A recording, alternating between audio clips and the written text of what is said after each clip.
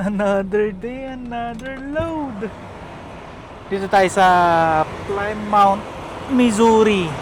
Pipick up tayo ng... Kung pipick upin natin? Pipick up tayo ng metal. Metal steel. Metal rod, metal steel, kung ano man metal yan. Metal bus ng kamote, metal bus ng... Ano ang metal yan?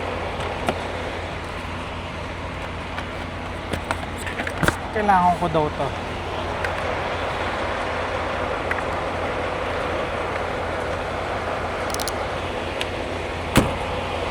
Tara, check in. Alright, so today, sir, you have 8 bundles of steel tubing. Your length is 20 feet, so I just need 3 4x4s if you have them. Okay. And you have a weight of 43,280 pounds. Cool. Said 20 feet? Yes, sir. Alright, cool. First time here? No. Okay. Look familiar, but... Yeah, I was just here 2 weeks ago. Alright. Yeah. Door number 2, you can pull up outside the door and just wait outside, please. Okay. That way me unload you. Everything else is the same. Pull out, pick a bay on the left, listen for the siren, scoot up, nets, full target. Bay 2 daw tayo. Bali 8 bundles lang, 20 feet. Isang tarp lang yun, okay na. Beef jerky gusto mo? Tara, hintay tayo sa harap ng Bay 2.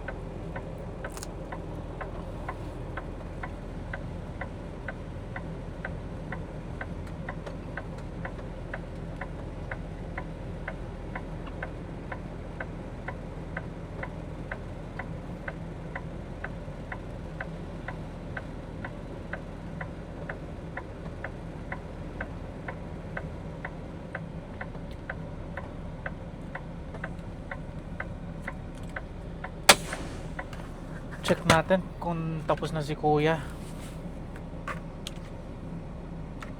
Tanong natin. Pag tapos na, hingi tayo ng plastic.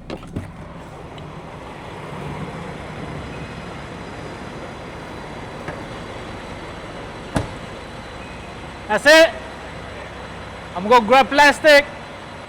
Say again? Just in case, yeah. Thank you. No problem.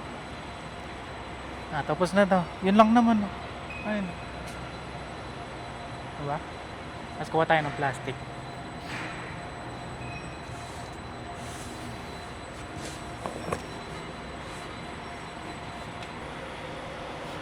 That's it. I'm good to pull out. Alright.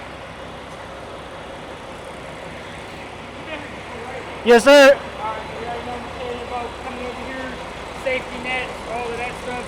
I got you. Cool. Thank you. No problem.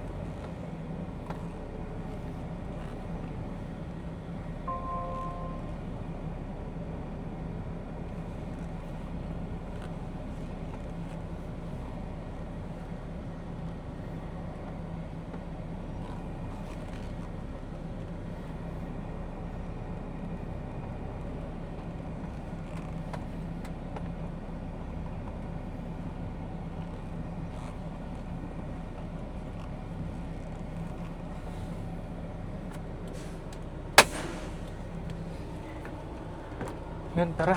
Tarp tayo, tsaka i-secure natin yung load. Sasarado ko muna to, masyadong mainit.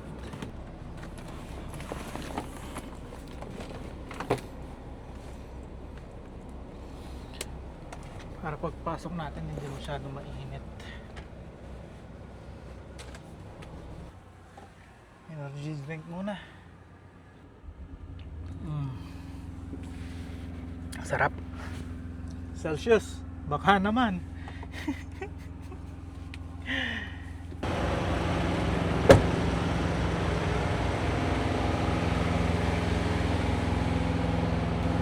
Ito load natin. Konti lang naman. Nadali natin to sa saan na nga ba yun? Saan na? North Kansas, Missouri. So, isa dito. 1, 2, 3, 4, 5, 6. So, lagyan natin dito.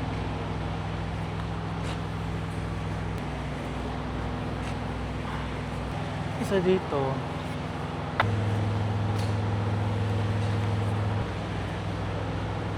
Yan.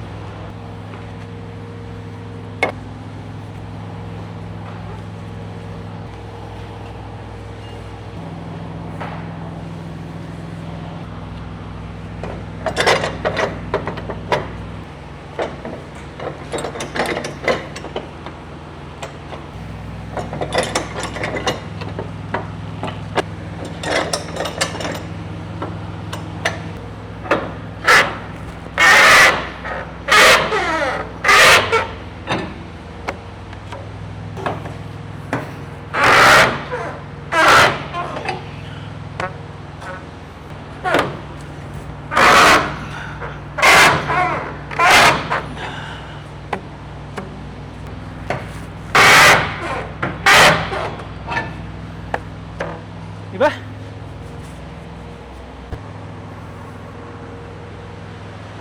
Ngayon naman lalagyan ko ng plastic.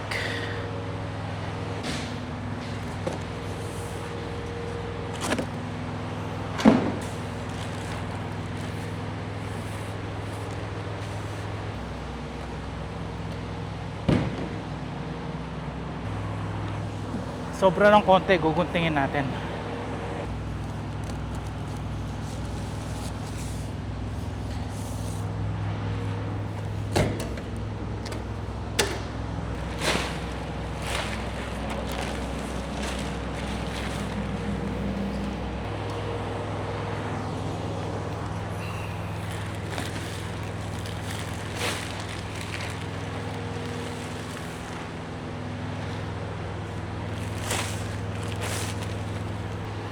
Tapos ngayon naman magta-tarp tayo. Hindi ko nalalagyan ng ng padding. Tutupi ko na lang yung flap ko. Yun yung gagamitin kong pinaka-padding niya. Maikli lang naman tong load eh. 20 feet lang. Etong tarp ko ay 27. So ang gagawin ko, sosobrahan ko na lang. Uy! Nahulog. Yan. Sosobrahan na lang natin.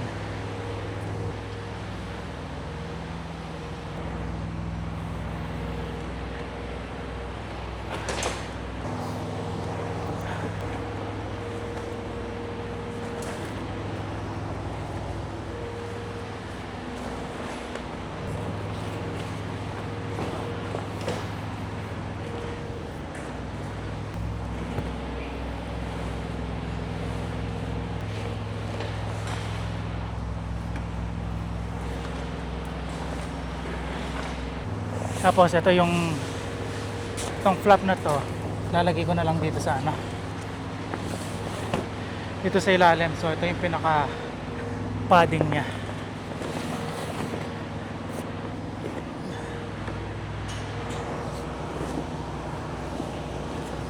So hila lang dito. Ayan, tapos diretso ko lang.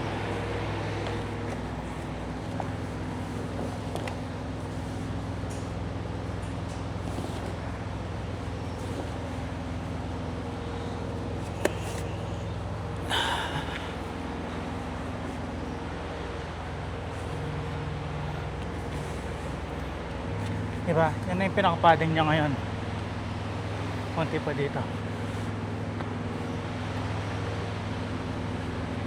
Yan. So silahin natin to. Yan.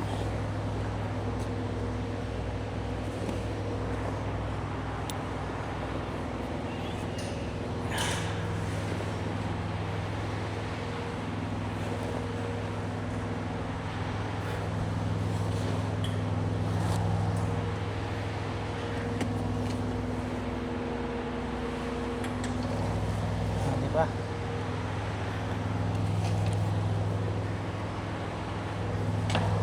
Yan.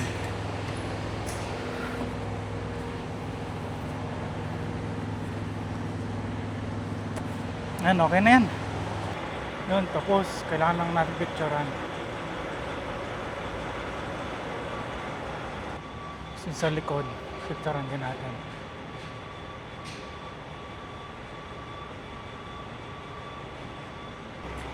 Tapos ginawa ko, nilagay ko na lang yung extra tarp ko sa harap para hindi sumasayo yung flap ng tarp sa harap.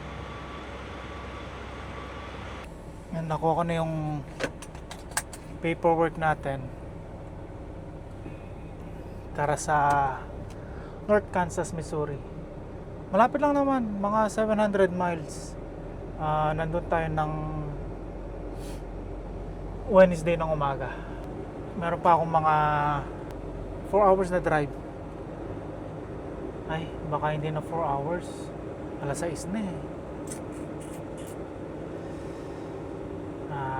Tingnan natin kung anong oras tayo hihinto.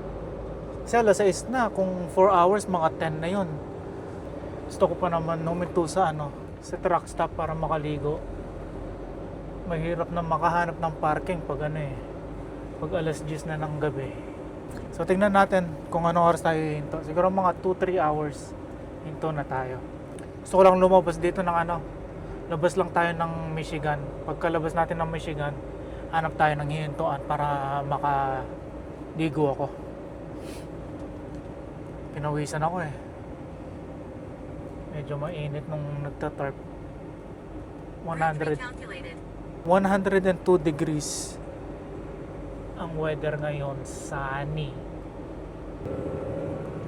Itong pagda-drop offan ko, pick up location din to eh. So sana meron silang load para sa akin sa Wednesday para hindi na ako mag-drive pa kung saan man mag-pick up. Sana doon na lang rin ako mag-pick up. Parang gumagewang yung gulong ko sa likod.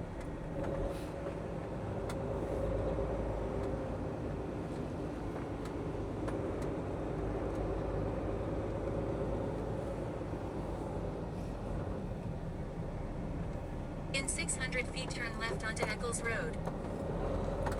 Bakit left? Ay, ganun. Wala bang labasan dito? Ako ba U-turn?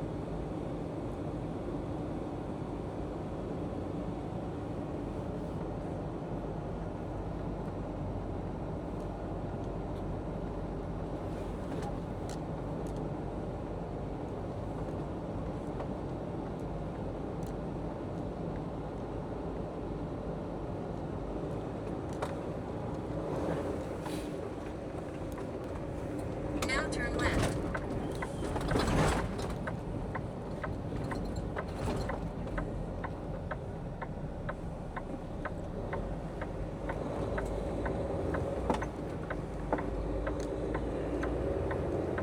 At the next traffic light, turn right onto Schoolcraft Road. Railroad crossing ahead.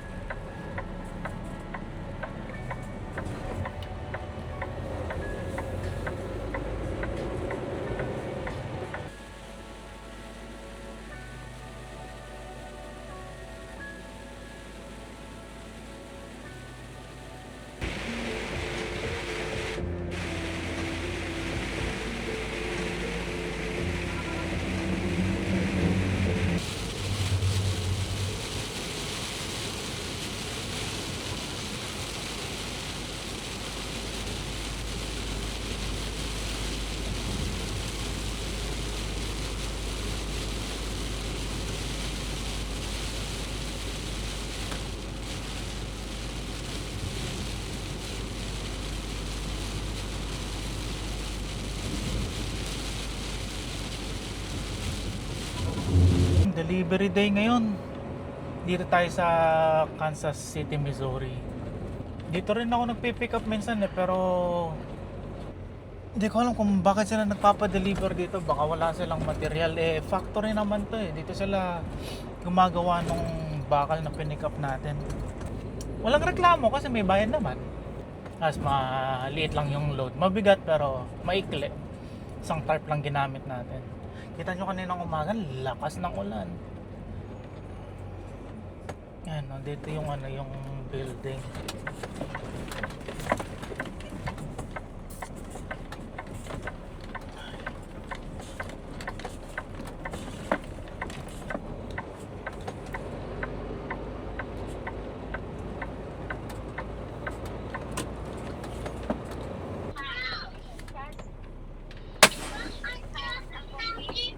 Kailangan ko ng vest dito pero mamaya na, check-in na lang muna.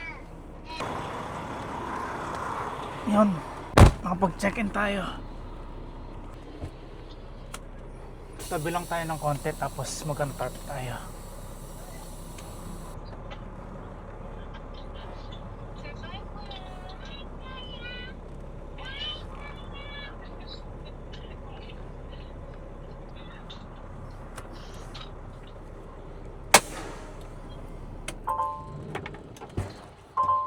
Tara mag-tarp at saka mag-secure.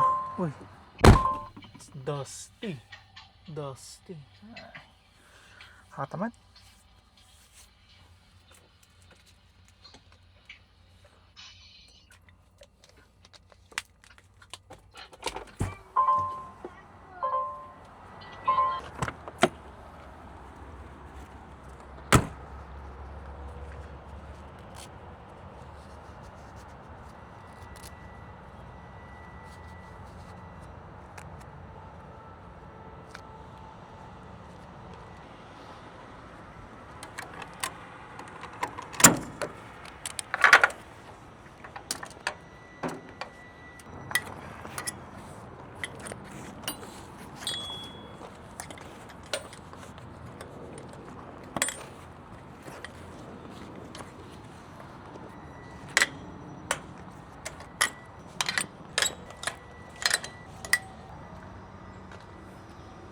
May bike ko.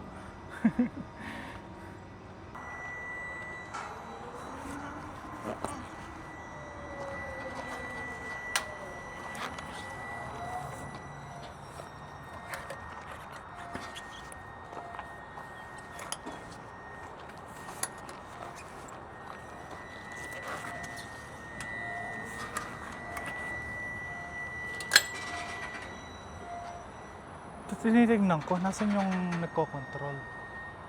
Ay no. Diba? Hindi mo makita ko nasan yung nagko-control.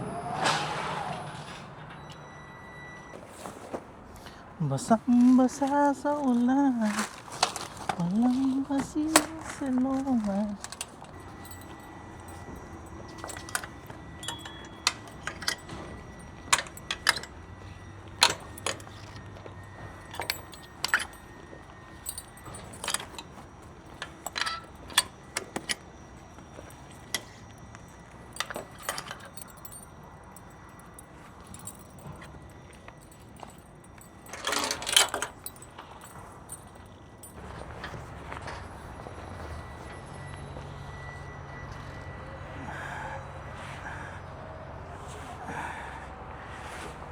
Ganito ang mahirap pag basa yung tarp mo, ang bigat. Oh shit.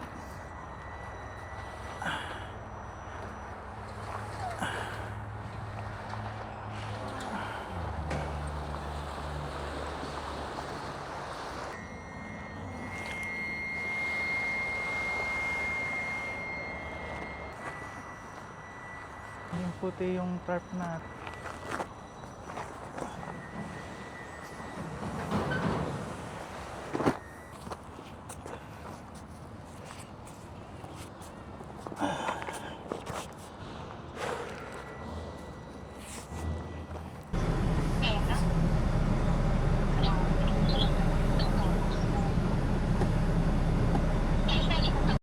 Yan, nakapag-unstrap na tayo tsaka untarp. Magpapa-unload na tayo. I-unload na nila tayo.